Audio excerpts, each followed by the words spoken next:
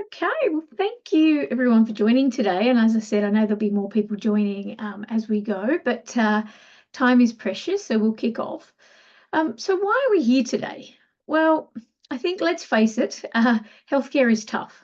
We know it's tough, and we need all the help we can get.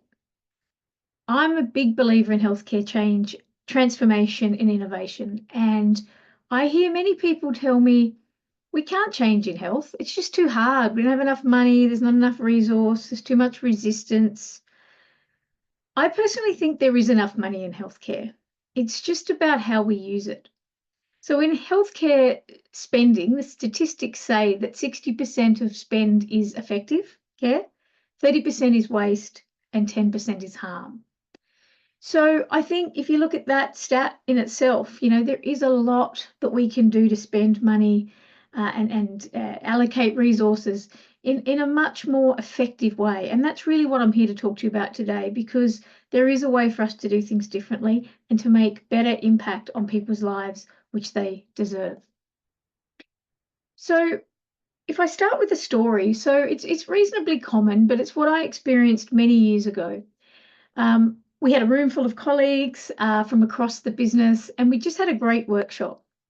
We just delved into our why, sort of brainstorming, well, how do we engage our customers? How do we deliver more value and keep our members connected to their health? But as the discussion progressed, things became somewhat overwhelming. We had different perspectives, competing priorities, and just a growing complexity. And suddenly all of the ideas started to feel more like a burden than a breakthrough. And then came the tough part. How do we decide on what we should focus on first? What should we include? We had executive pressure, we had scarce resources, we had frustrations mounting across the business. And the big question was, where do we even start? Now, collaboration's really important, but without the right know-how and toolkit, much time and money can be eaten up very quickly. Now, I worked through this many years ago and came out with an initiative that added value to customers. It was cost effective, and it created a lot of know-how in the business that we were able to use then for many other initiatives. And look, it wasn't easy. I'm not going to pretend it was, but I want to share some of the learnings with you today and over my career in doing this, so it's easier for you to progress without wasting time. So a bit about me, Healthcare Innovated. I am the CEO and founder of Healthcare Innovated. We help organisations develop innovation practice, but also, sort of all sorts of foundations to get innovation to be able to happen. So that could be transformation, integration, foundation building. I spent 14 years at Medibank as a senior executive in strategy and innovation, and I innovated many new models of care, small contracts, large contracts, a lot of complexity. And since then, I've led a lot of change across health with Calvary's acquisition of Japara Healthcare in aged care. I worked closely with HCF and I also designed Australian Unity's home health operating model. I did a lot of innovation and transformation for digital health companies such as SEER and Comrade. And I work with a lot of other small and medium-sized companies as well. I do a lot of board strategy days, executive innovation strategy, etc. But my main, I guess my main superpower is moving strategy and healthcare into practice. I am a CPA by trade, so I sort of get the commercialities of health. It is important to measure in many different ways. I have got a postgraduate in innovation and design thinking, and I did that through some pretty amazing universities, so I do have a good sort of evidence base behind me. I teach at RMIT online in healthcare design, and I'm also a coach for CSIRO's On Accelerate program. My passion for health very much stems from my family's issues growing up in Tasmania, where healthcare was hard to get, and when you did get it, it certainly wasn't a good experience nor outcome. And I think we can do better. So that's why I'm here to talk to you today. Now, when we're talking today, this is about sharing ideas and experience. There is no catch. There is just sharing of ideas. If you've got any questions, please pop them in the chat. I will obviously be looking at it as we go. There will be a short survey, 4 questions. Feedback's a gift, as they say. Please do that when you jump off at the end. So let's get into it. So look, most people know, about the complexities of healthcare. And complexity is rising. We know we've got an aging and chronically ill population. We know that there are workforce shortages, there are operational demands and system changes and integration that create many different challenges. Now, each sector is navigating these differently, but there's a lot of commonality, and the right strategies and leadership can unlock new opportunities. So no single initiative or no single way can solve it all, right? The real challenge lies in addressing multiple issues with limited resources. And a lot of this requires a shift to new ways of working and new ways of operating. So the complexity landscape, it is much the same, whether it's aged care, digital care, home care, or hospitals, and I work across all. I see the same patterns emerge. All of them require fresh solutions, better ways of operating, and better alignment across teams and systems. And I know we say alignment is a bit like the Holy Grail, but having a shared methodology or a shared way to discuss things and language can really make a difference. Now, workforce shortages, we know that, especially in aged care, providers are struggling to retain staff while needing to meet the aged care standards. We know that in home care, which is very much a growing space, organisations must address rostering and how do you optimise resources to try and better align your staff with what customers want as well. It's really challenging. We also know that there's a lot of operational inertia. Resistance to change is a significant barrier, and I see it all the time. Hospitals and other health systems frequently cling to old ways of working, and they miss out on potential profitability and enhanced patient care, which can be quite frustrating. I have an example where with the hospital group, there was a new model of care that would have added a significant amount of value to customers, outcomes and experience to their families, to private health insurers, to the hospital staff themselves. However, the resistance against this change meant that, because it was so deeply rooted in organisational culture, it just it's leading to stagnation, and we're seeing that across many, particularly private hospital groups. Systems integration. So healthcare mergers and acquisitions are becoming more common as well. And when I use healthcare in this session today, I mean healthcare and aged care. I work across both. And in fact, I'm sure we're all starting to see that the line between healthcare and aged care is very, very thin and very blurred. And I think, we have to focus on how do we focus on giving people quality of life for, longevity. So, home care and health organisations are overhauling systems. We know there's some systems have become end of life and have, created a forced move for many, certainly aged care providers. There are opportunities for big core system changes that some providers are taking up. And it's great because having a good platform is really important for scalability and to explore new opportunities, but it does add a lot more complexity. Private health insurers, so they want to add more value to customers. Hospital substitution is essential to reducing claims and improving customer satisfaction. But siloed teams and a lack of alignment I've seen obstruct those efforts, leading to frustration and missed opportunities. And I think effective leadership is critical in navigating digital health and AI healthcare solutions, as leadership teams often face conflicting priorities.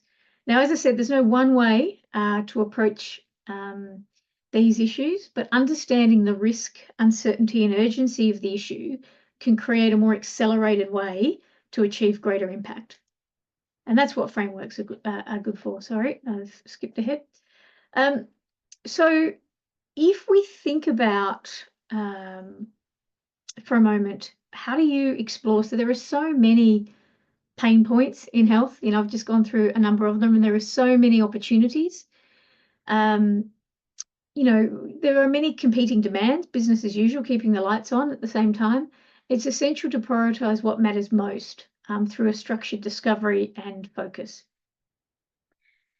The many pain points and opportunities, you can't tackle them all at the same time, this we know, but determining where to start is often harder than you think. And it's often where I see organizations go wrong. They might rush into an initiative to solve a problem or leverage an opportunity without understanding the key issues first. And that can create quite a lot of waste and time and opportunity lost. So all organisations need to continually explore how are their staff feeling, how are customers feeling. And I often get asked, Jodie, can you run a workshop for us to engage the team? Now, while that's a noble pursuit, without good planning and preparation, it can be a big waste of time and investment. Some people are so burned by wasted workshops doing things that come out and are going nowhere that, I often don't even call it a workshop now because people go in with they often don't even want to come. So it's, I put a lot of effort into running workshops because they have to be really purposeful to get the most out of them. Now, facilitated sessions are, they are essential. You've got to capture the right insights and bring leaders and clinicians to make sure you've got the right diverse perspectives in the room. Frontline staff, leaders, clinicians, as I said, everyone needs to be there, but not too many at the same time. So pre-session surveys. So this is something that I use a lot. And what I find it does is it enables people to do it, we're only talking a 5-10 minute survey, but it enables us to capture that information of what people are thinking anonymously before the session. So we can get an understanding. People have had an opportunity to kind of get things off their chest, if you like, and then we can do a playback at the end of, at the beginning of the workshop, the facilitated session. And what this enables us to do is to start with, yes, getting out the gripes, but it enables very much a future-focused session in the day. And then we use breakouts, framing tools like the 5 whys, the how might we, a lot of design thinking techniques many people are familiar with can be really good to help frame and reframe issues as opportunities. And then we've got to capture the best initiatives and start to curate. What do we think are the best ideas or concepts to solve the problem or to capitalize on the opportunity? And then once we prioritize, I'm sure many are familiar with the age-old sort of impact effort matrix, which is really useful. It is. So once we've done this tool helps identify, well, what does the team think the impact's going to be? And you can define impact however you like. It could be impact for, profitability, for meeting your strategy, for customer service or outcomes. But this is effectively very much a relative matrix. So it's the initiatives relative to each other. So, you get as I said, the multiple initiatives, and you get the team to, put them up, people rate them, and then we determine the priorities, and usually there is a spread between some quick wins, some super valuables, and then you might have some consider it, but not with priority, and then we might have some don't do it. There's 2 issues that tend to happen once we get to the end of the 3rd step and we get our matrix together. The first is often, people overcommit, they're resource constrained, or they don't establish the work properly, and that's where it stops. Or there is missed opportunities. And it can cut out many lesser known opportunities. So, for example, I had an initiative that I was running, which was called Find Quote Book Pay, right? So it was a way for people to be able to get onto their health insurance app and book a dentist directly into the dentist practice management system and be able to understand what it was going to cost and to be able to pay for it digitally. Now, like all projects in the organisation, I was told that I had to go through the front door of the PMO, the Project Management Office. The same process as all projects, so regulatory, operational, you name it, they all went through the same place. Now, the front door session you did a presentation, they were trying to get t-shirt sizing for sort of, standard IT cost and resource. But because our project was innovative, it was uncertain, The structured process didn't work. The people running the process were focused on well-known, well-scoped project, and they didn't have any patience for the uncertainty that we had. And it became quickly apparent in a room full of many people that they saw me as wasting their time. Now, they could not see how it had impact to our core business, right? They were just looking at this matrix style as core business. And they also couldn't, it felt like too much effort to work it out, right? So it ended up in the don't do it quadrant for them. Now, it was such a challenging session, and you know, sort of I put my views forward. It was very much an apples and oranges conversation. And it was so much so that that PMO leader's boss, the executive, called me that night to apologise um, for the behaviours of his team. And it came clear that the structured process wasn't designed to explore exploratory work, and bringing them together only just caused more frustration. So although the impact effort framework is a good place to start to understand the relative priority of some initiatives, it can often miss opportunities if it's not considered through another lens, which is the blueprint for impact matrix, which I'm about to take you through. I'll just check for any questions before I can come off mute or put them in, whatever you like. I will leave some time for questions at the end too. I just check, sorry, going a bit quick. Is it making sense so far? Thumbs up. If we okay, good, great. So the front door experience, the good old front door, taught me that while structured processes are essential for core projects, forcing all the initiatives through the same funnel is just a recipe for failure. Now, with your initiatives identified in terms of impact and effort, is then critical to understand, as I said, the risk and uncertainty. Some will be to explore. You can see my explore. Some of you be familiar with the strategizer concept of explore and exploit. Exploit meaning more of your core business and doing it better, whereas explore tends to be your more innovative quadrant. And so I've given them names.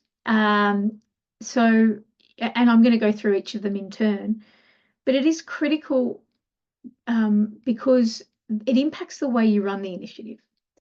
Now, it is a guide, like all frameworks, but it does impact the people you have involved, the leadership style, and the cultural conditions that you need for success. So let me take you through them. So the first one is our bold frontier. Now, this is high risk, high uncertainty. So this really requires adaptive leadership. So this is about guiding teams through ambiguity, and it's perfect, for leaders who are good with ambiguity and where solutions aren't always clear. It is important to embrace change, and there's a constant learning and adjustment, of course, as you move while keeping long-term goals in sight. So I've put some initiative examples. These aren't exact. There's going to be plenty more. And some of them we'll talk about multi-quadrant ones as we go, because I know not everything fits neatly in a quadrant. But to keep it simple to start, we'll just move through each of them one by one. So mergers and integration, I've worked on many. They often fall into this space, right? They of course they need a lot of project planning, but it's really important to learn. You need to learn about the other business. You need to learn the cultural fit and how the businesses are coming together. You need to build trust. And it's similar to another piece of work I did recently, which was a new operating model for business. A really big change to the way the business operated to try and get much more scalability in a new supported home world. Now, what I did was we designed the operating model, and then we launched it into a branch to find out more about what worked, and kept refining it based on feedback of people playing different roles in different parts. So they were acting in a different role. So you could have been a service coordinator today, and you could have been a health concierge tomorrow. But you were learning, and we were seeing what was happening before we roll that out to the larger organisation. Whereas trying to run that through a waterfall style methodology, it doesn't allow the space for that adaptive leadership that is required. And then we have our discovery haven. So this one here is our high uncertainty, but lower risk, right? This is not necessarily going out and betting the farm, but it's trying some new things. It's being innovative. Now, this is an area that I think organisations don't often play well at in healthcare. I think other industries seem to do it much better. But there was certainly an experience I had many years ago when we'd gone through a merger, and we wanted to find some synergies after the merger, and the board or the executive, with board support, launched this new exciting initiative and gave it to us. And we thought, okay, well, this must be done. There were 3 initiatives in this piece of work. And we just assumed that we were ready to go to execution. You know, it was just another project. We were given funding, and we kept trying to move through the standard project sort of barriers and gates, and we were adding meetings, we were adding people, but we still weren't getting anywhere. Because we were given the mandate, we missed important parts of discovery like critical customer feedback, clear problem definition, and soon we got pretty overwhelmed. And after 6 months, we burned $300,000 and the project just stalled. We actually returned the rest of the funds to the board. And look, although it wasn't necessarily a career highlight, it was definitely a learning that innovation isn't business as usual. It's not even projects as usual. It's different. You've got to go through this discovery to really understand what you're doing. But you can also contrast this with, there are times that you can spend too long in discovery. So I was running a program to optimize some of the homes, and we went into discovery work to get to understand what customers needed. We interviewed a lot. We had staff. We'd had a new operating model, but it was much more certain at this point, and we stayed in this domain for a bit too long when we could have moved quicker if we had dropped into the optimized domain and had a different way of operating. So again, there is not just one hammer. Our steadfast venture here, which has high risk and lower uncertainty. Now, think regulatory compliance, core system implementations where the risks need to be managed, but there's more certainty and there's probably a known business case. Now, this kind of leadership is very strategic, it's disciplined, it's more aligned to rule, timeline, focused orientation, high risk management. For example, there's a piece of work that when I was in strategy that we had around gold, silver, bronze move in the private health insurance market. This required that kind of approach. It was your more traditional project management style, print style methods. It needed to be strategic and should run a path with strong risk management.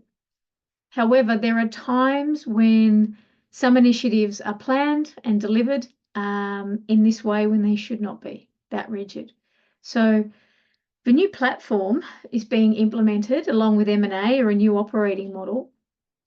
A more adaptive process where you can first learn and understand to be more adaptive is where you can realise the biggest benefits first. I worked in an operating model was being employed using adaptive techniques. However, the resulting requirements for the new system was being run as waterfall, and they were demanding the answers come from the operating model to get their requirements. So it was just a total clash, created tension, rework, misalignment, and cost a lot more money and waste of time. So you need to work them in together, and are often best to be led by the bold frontier type work until there's more certainty that can then drop it down. Conversely, sometimes in product development, there can be the tendency to always be an agile shop. And therefore, everything must follow that sort of almost more discovery and sort of epics and stories and etc. But it may actually be better to move to the steadfast venture path. So one of the clients I'm working with, they're clear on what their immediate product roadmap is. There's no more user stories to run. It's just a matter of delivering it to plan. So even though the team are used to working in sprints, perhaps a more waterfall approach might yield results sooner, and that's now what the CEO is considering. So it's sort of having that flexibility in your leadership style. Our optimized domain. Now, this is low risk uncertainty. This is the domain of our continuous improvement. Very important to the business. And sometimes I hear people arguing, is that, is it continuous improvement or is it innovation, or does it matter? They're both very important to the business. However, the way you treat them is different. So if you think the optimized domain is continuous improvement, it's very much where well operational and task-oriented people thrive. It can mean the difference between a well-oiled machine in business or not. But this type of approach doesn't tend to work well with innovation. I worked on a piece where we needed to improve the care coordination activities of a hospital substitution provider, and we were able to define the initiatives which came out of our exploration and diagnosis into both operational and strategic initiatives. And this led the operational team were able to continue to move quickly, some quick wins, but some of the bigger ones, like a new portal, that was more in the steadfast venture, because it was not possible for that team to be able to run that without some project governance and support. And also, sometimes you can get into running things the other way, conversely, where it should be you've kind of planned it as a steadfast venture, and you want to get in and make system change, but sometimes you just need to get on. And when I was running Garrison Health for the ADF, we had some pathology issues. We were trying to get a new contracts and improve the way that pathology was run throughout the Defence Force. Yet really it was just too big for what we had the ability to do. So sometimes it is easy to bite off more than you can chew, and sometimes you just start with some quick wins in this optimized domain, and that can then help you build up in the cycle. Okay, great. So I hear you ask, well, that sounds great if you've got initiatives that aren't crossing, but what happens when they cross?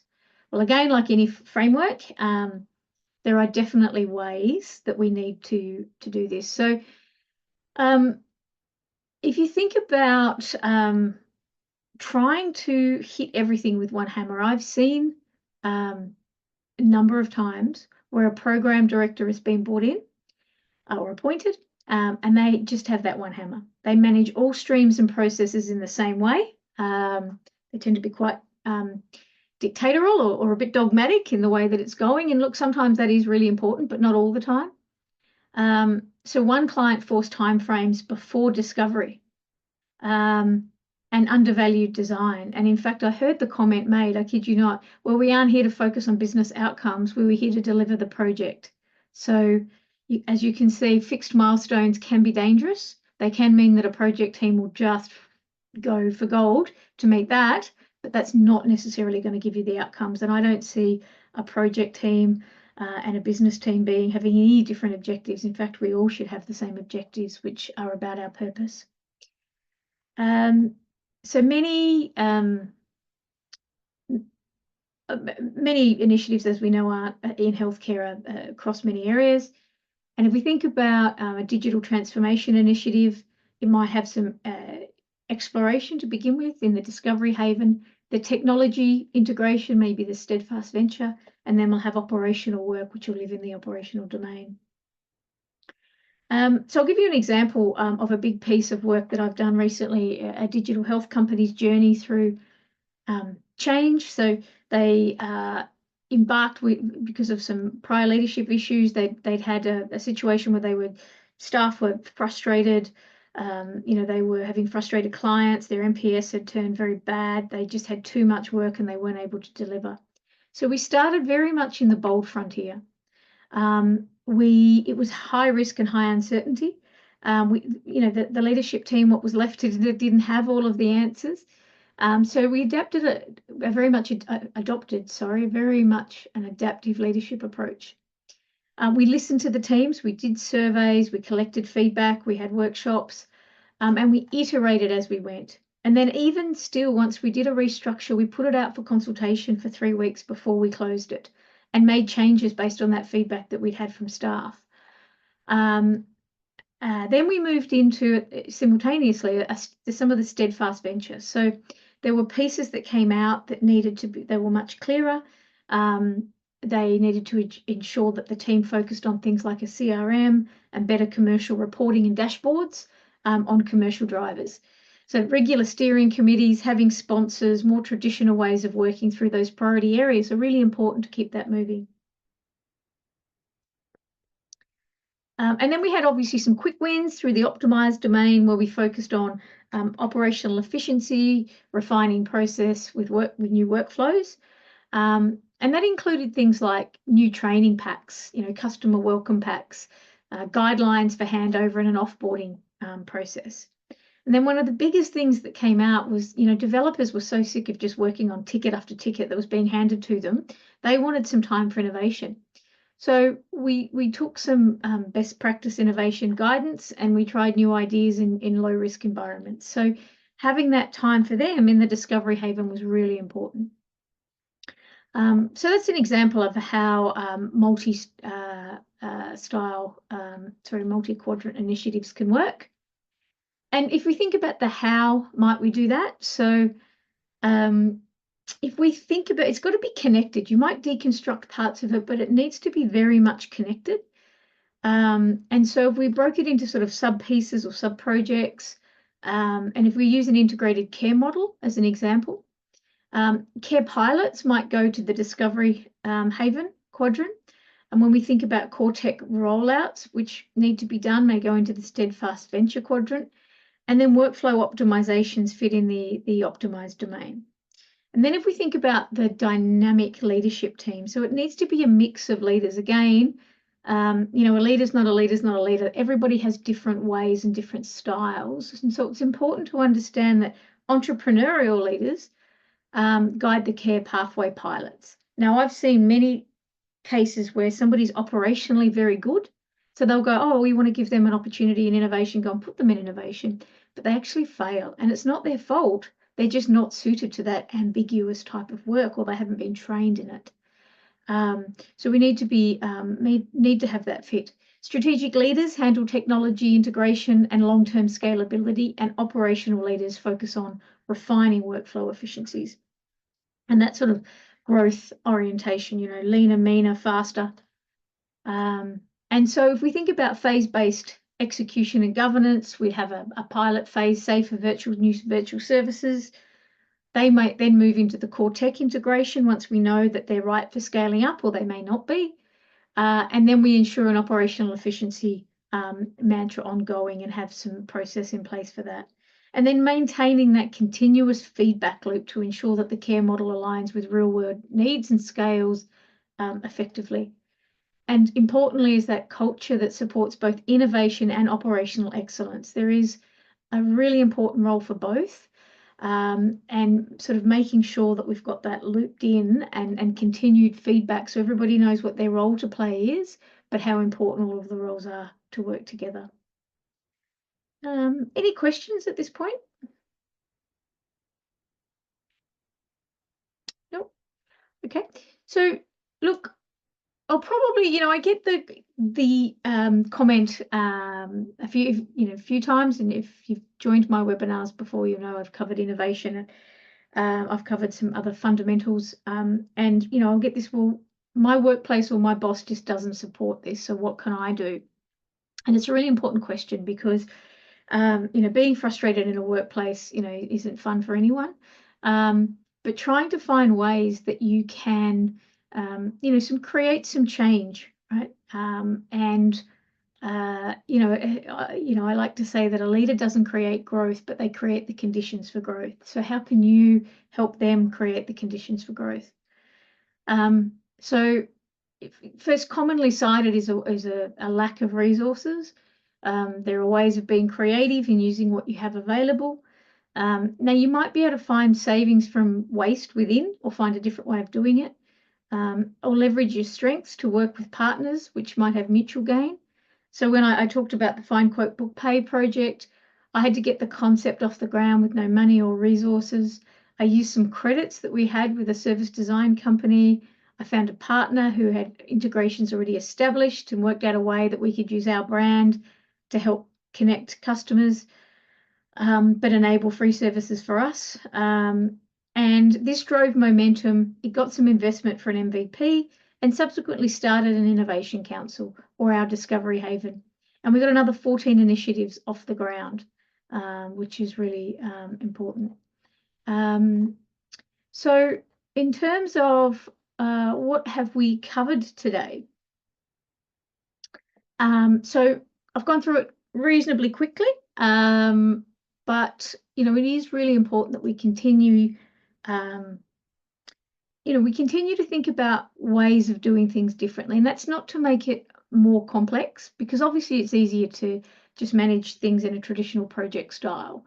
But what I see is you often go from, sort of concept to delivery, and you miss this middle piece, which if you just take a breath and sort of go through a bit more discovery, a little bit more, sort of design, then you will actually have much better results in delivery, and people will be much happier. So where you can sometimes, I like to say, slow down to speed up. A lot of executives don't like to hear that, as we know, but it is really important. And if you can use frameworks that already exist, then that can really help things as well. So in terms of what I've covered, I'm sure that certainly what I've covered on this webinar today, with your own resources and effort, can improve the way that you establish and organise your initiatives to achieve goals. And if that were the only option, it would be absolutely worthy. So go and have a go, try some things out. Consider a different way of thinking about it. But there is also what if. So some of you may have heard that Malcolm Gladwell says, it can take 10,000 hours of practice, and you may be put to obtain mastery. And you may have been putting in many hours across your career already to drive healthcare initiatives forward. But if you aren't doing it in the right way, sometimes you can waste some of those hours. So like anything, sort of having a coach or somebody to help you can certainly help. So I have just one more slide in terms of an option for that. Is everybody okay if I go through that? Okay, great. So it's really, I work with healthcare organisations at a fraction of the cost of big consultancies, and I deliver benefits that are way easier to implement and create that ongoing capability. I'm the type that likes to maybe be a coach on the periphery, come in, help set things up, practices, and then be there, for ongoing coaching if need be. Otherwise, I love to see organisations build their own muscle in this.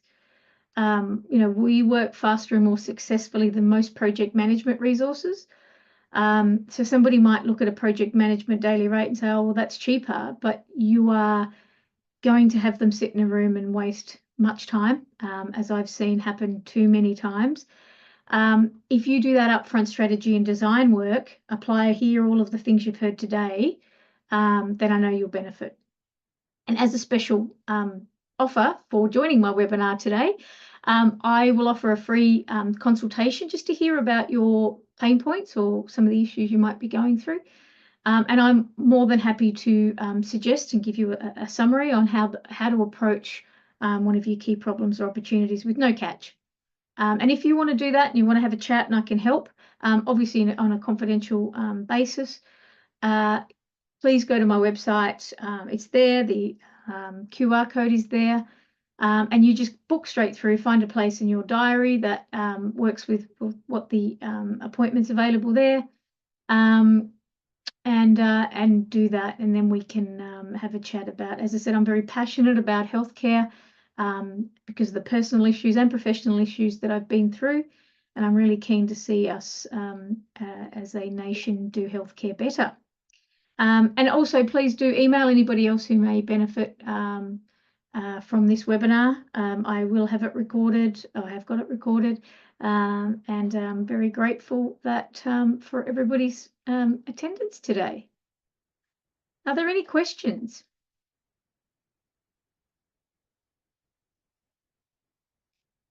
Excellent. All right. Well, thanks very much for your time. Please do the survey if you can. It'll just take a few minutes. And I love feedback of anything else you would like covered. And for all the healthcare change makers that we are, keep fighting the good fight, as we say. I know there's plenty of resistance and it's often not easy. And my job is to try and make it a little bit easier to get this moved through. So thank you for your attendance.